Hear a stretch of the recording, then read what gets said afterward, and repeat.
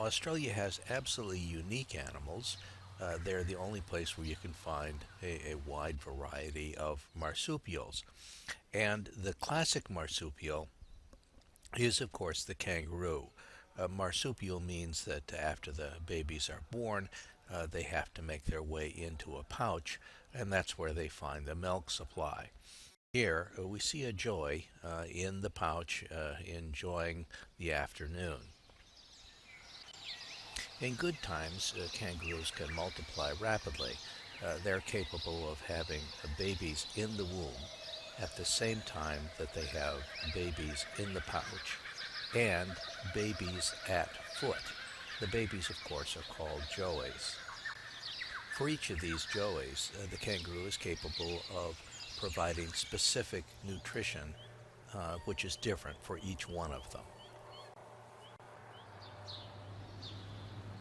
I'm getting ready to hop over to Kangaroo Island now.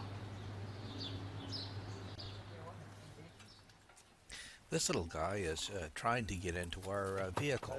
He's not a baby. This is a wallaby, a small type of kangaroo. And what he did was he got into the vehicle, grabbed himself an apple out of a waste can, and ate it. And he didn't even mind when people came around and touched him to pet him later on. He must have been quite habituated, but he is a wild wallaby.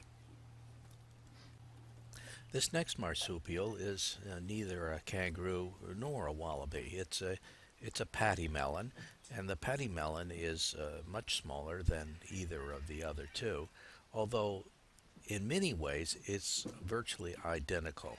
It gets around by hopping essentially the same way. It has joeys, it has a pouch, and so forth. It's just that it's only about the size of a very big rabbit. Next we have a wombat. You can think groundhog here, but it's much bigger. It's closer to the size of a beaver. This particular wombat is named Lily. She was raised by two little girls, and she just loves to be held and cuddled. As a matter of fact, that's the highlight of Lily's day. The wombat's close cousin is the koala, which you're probably quite familiar with.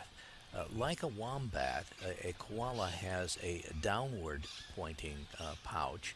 You can see the pouch quite clearly on this one, and I believe that there is a joey in there.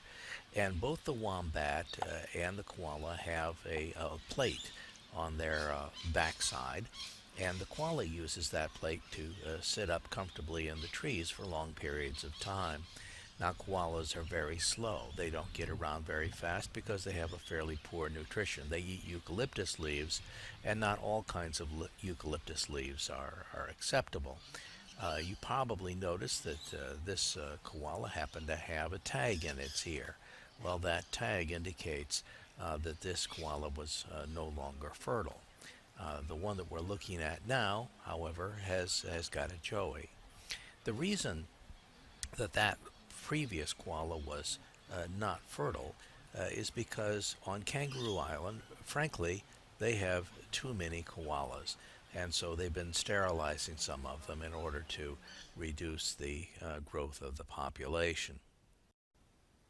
This animal is a platypus. It's a type of monotreme. There is another type of monotreme. Monotremes lay eggs, although they're mammals. The other monotreme is an echidna, this little spiny animal that eats insects. I happened to be at a zoo on Tasmania, and as I was leaving the zoo, I saw something odd waddling across the parking lot not too far from where I was, so I went down to see what it was. And this is what I saw. This is an echidna, but it's a Tasmanian echidna. And what that means is that it's a little bit hairier than the kind that they have usually on the mainland of Australia. I'm going to stay with this echidna for a little while because I've got a short story to tell. As I was following the echidna was trying to avoid me and keeps walking away, and that makes taking pictures a little bit more difficult.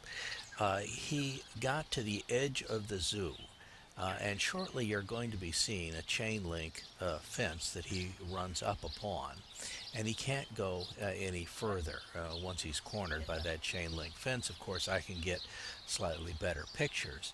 But this is probably the only footage that I know of an echidna trying to break into a zoo.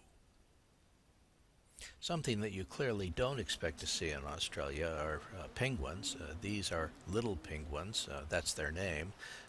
They're 8 inches or maybe a foot tall, something like that. And every day the parents go out into the ocean and hunt for fish all day, and in the evening after dark, they come back to their burrows and feed their chicks. The result is that these things are fairly attractive from a tourist point of view, and lots of people come to see them.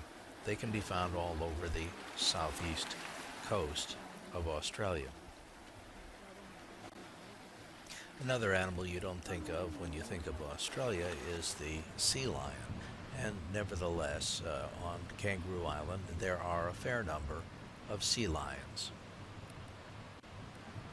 Sea lions are slightly different from seals, in part because they have a better ability to walk on land. In this particular case, we see somebody wading ashore. A primary reason for the female sea lions to come ashore is in order to feed their pups. This time of year, they do have pups on shore, and this one is about ready to go over to mom and either start playing or try to open up the milk bar, one of the two. This is Admiral's Arch in the far western part of Kangaroo Island, and on these rocks are actual fur seals. Now the fur seals were hunted very extensively a little over a century ago. The effect of that hunting, for as far as the little penguins was concerned, was important because seals and sea lions both eat little penguins. And the result was that by reducing the seal and sea lion population, the little penguin population was greatly benefited. Now, if you're interested in protecting little penguins, you've got a problem because the seals and sea lions are no longer being hunted, and the result is that the little penguin population is now dropping. As I was leaving the Admiral's Arch, I happened to see a tiger snake. Now that tiger snake is extremely venomous. It's one of the top poisonous snakes in the world. This particular one is sunning himself in the sand as best as he can. He's got his neck flattened like a cobra does when a cobra is getting ready to strike, but I think in this case he's just trying to warm himself more effectively. This next animal is what the Australians call a goanna. It's just a type of monitor lizard is all it is. And either the goanna or the monitor lizard would like to see this next animal. It's a tawny dragon, and the tawny dragon could be lunch for either one of them. The next animal that I'm going to is an insect. It's an ant, and this ant is called the inch ant, or perhaps in Australia now they ought to call it the 2 centimeter ant because they're going to the metric system. In any event, it's very much like our fire ants. It can both sting and bite, and it's extremely painful. It's also fairly aggressive, and here's one that's got himself a centipede for lunch. Next, I'm going to bats. This is